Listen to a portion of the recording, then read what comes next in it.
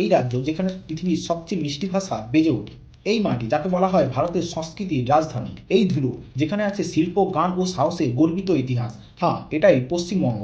এটা শুধু একটা রাজ্য নয়, এটা হলো আবেগ ও জেদের একটি নাম। যে জেদ ভারতকে শিখিয়েছে জয়ের গল্প, যে জেদের আরেক নাম সৌরভ গাঙ্গুলি। লর্ডসের বারান্দায় জার্সি ওড়ানোটা শুধুমাত্র ছিল না একটি মুহূর্ত, ওটা ছিল বাঙালির অ্যাটিটিউড। ভারতের হৃস্পন্দন যদি সঙ্গীত হয় তবে তার সুর বেজে উঠেছে এই পশ্চিমবঙ্গে। কিশোর কুমারের কণ্ঠে সফল হয়েছে চিরসঙ্গী, আর অরিজিৎ সিং এর সুরে আবেগ খুঁজে পেয়েছে প্রতিটি হৃদয়। এই মাটি দিয়েছে রবীন্দ্রনাথ টেগোর ও বঙ্কিমচন্দ্র চট্টোপাধ্যায়কে, যাদের সৃষ্টি আজ ভারতের জাতীয় সঙ্গীত ও জাতীয় গান। এখানেই জন্মেছিলেন স্বামী বিবেকানন্দ, যিনি বিশ্বমঞ্চে তুলে ধরেছিলেন ভারতের আত্মার শক্তি।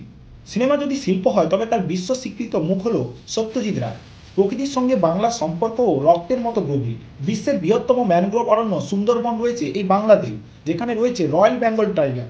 তবে আসল বাঘ রাজা রামমোহন রায়কে ভুলে গেলে চলবে না, যিনি অন্ধকার ভেদ করে নতুন মুখ দেখিয়েছিলেন নারীর অধিকারকে।